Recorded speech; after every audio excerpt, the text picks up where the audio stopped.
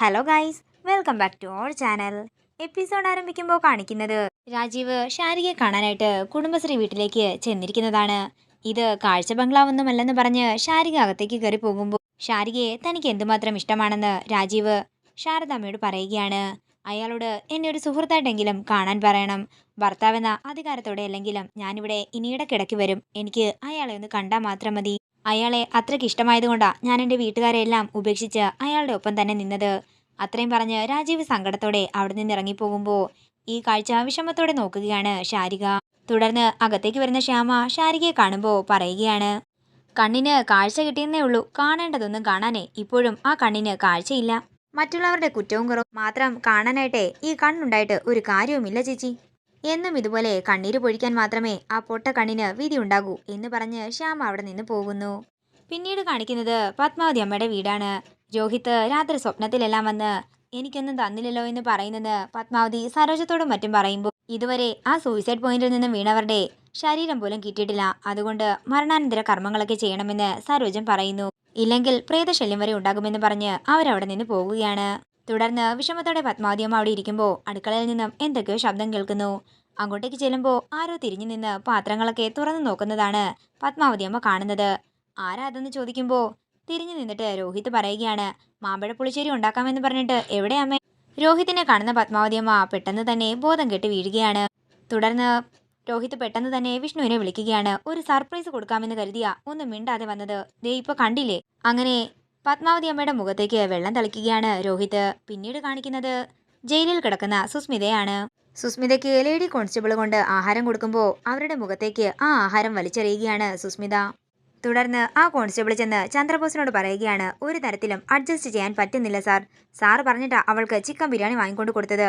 ദാ ഇപ്പോൾ അവൾ അതെല്ലാം എറിഞ്ഞു കളയുകയാ ചെയ്തത്. തുടർന്ന് ചന്ദ്രബോസ് സുസ്മിതയുടെ അടുക്കലേക്ക് ചെല്ലുമ്പോൾ സുസ്മിത ചന്ദ്രബോസിന്റെ കഴുത്തിന് കുത്തിപ്പിടിക്കുകയാണ്.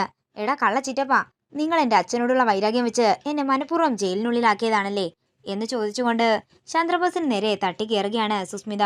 തുടർന്ന് ആ ലേഡി കോൺസ്റ്റബിളിന്റെ കയ്യിൽ നിന്നും താക്കോല് വാങ്ങി സുസ്മിതയെ സെല്ലിന്റെ പുറത്തേക്ക് ഇറക്കുകയാണ് ചന്ദ്രബോസ്.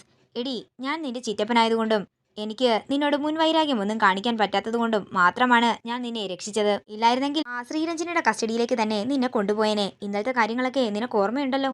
ഇവിടെ നിന്ന് നിന്നെ നേരെ കോടതിയിലേക്കായിരിക്കും കൊണ്ടുപോവുക. അവിടെ നിന്ന് നീ നുണ പരിശോധനയിൽ കാണിച്ച കൃത്രിമമൊക്കെ അവർക്ക് തെളിവ് സഹിതം ഹാജരാക്കാൻ സാധിച്ചാലേ നീ നേരെ സബ് ജയിലിലേക്കായിരിക്കും പോവുക. അവിടെ നിന്ന് നേരെ സെൻട്രൽ ജയിലിലേക്കും. ഇനി നിന്റെ ശിക്ഷയുടെ കാലാവധി എത്രയാണെന്ന് മാത്രം അറിഞ്ഞാൽ മതി. അതിന് ചിറ്റപ്പ രോഹിത് ജീവനോടെ ഉണ്ടല്ലോ എന്ന് സുസ്മിത പറയുമ്പോൾ ചന്ദ്രബോസ് പറയുകയാണ്, എന്ന് കരുതി അവനെ നമുക്ക് ചൂണ്ടിക്കാട്ടാൻ പറ്റില്ലല്ലോ. അത് ചിറ്റപ്പ ആ രാജ്യമ്മയെ പിടിച്ച് ആ ശ്രീരഞ്ജനിയുടെ മുന്നിൽ കൊണ്ടുവന്നാൽ പോരെ? അതിന് രാജ്യമ്മക്ക് അനുകൂലമായിട്ട് മൊഴി കൊടുക്കുമെന്ന് നിനക്ക് എന്തുറപ്പുണ്ട്? എങ്കിലൊരു കാര്യം ചെയ്യ് ചിറ്റപ്പ, എന്നെ നേരെ സെൻട്രൽ ജയിലിലേക്ക് അയച്ചേക്ക്. ഇത് കേൾക്കുന്ന ചന്ദ്രബോസ് ചോദിക്കുകയാണ്, അതിനാണോടി ഈ ചിറ്റപ്പൻ ഇത്രയും കഷ്ടപ്പെട്ടത്? എടി, നിന്റെ അച്ഛൻ്റെ കയ്യിൽ പൂത്ത പണമുണ്ടല്ലോ. പണം കൊണ്ട് നേടാനാകാത്ത ഒന്നും ഈ ലോകത്തില്ല. ഞാൻ നിന്റെ അച്ഛനോട് സംസാരിച്ചിട്ടുണ്ട്. നിനക്ക് പണത്തിന് കുറച്ച് അത്യാവശ്യമുണ്ട് എന്ന് മാത്രമേ പറഞ്ഞിട്ടുള്ളൂ. അല്ലാതെ കാര്യങ്ങളൊന്നും ഡീറ്റെയിൽ ആയിട്ട് ഞാൻ പറഞ്ഞിട്ടില്ല. എനിക്കെന്തിനാ ചിറ്റപ്പ പണം? പണം കൊണ്ട് എനിക്കിതിൽ നിന്നും ഇറങ്ങാൻ സാധിക്കുമോ? കോടതിയെയും ജഡ്ജിമാരെയും സ്വാധീനിക്കാൻ പറ്റുമോ? ഇത് കേൾക്കുന്ന ചന്ദ്രബോസ് പറയുകയാണ്, അതിനെ കൊണ്ടൊന്നും പറ്റില്ല. പക്ഷേ വേറെയൊന്നുണ്ട്. കേസിന്റെ അന്തിമ വിധി പറയുന്നതേ കോടതിയായിരിക്കും. സുസ്മിതേ, ഇതുവരെ നമ്മൾ കളിച്ചതേ നമ്മുടെ ബുദ്ധി മാത്രം ഉപയോഗിച്ചാണ്.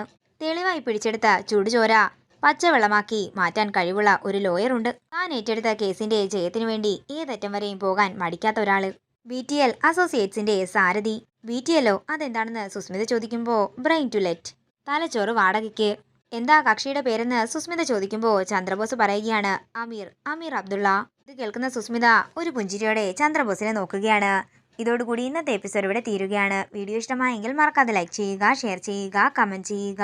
സീരിയൽ അപ്ഡേറ്റ്സിനായി മറക്കാതെ സബ്സ്ക്രൈബ് ചെയ്യുക നയൻസ് ക്രിയേഷൻസ്.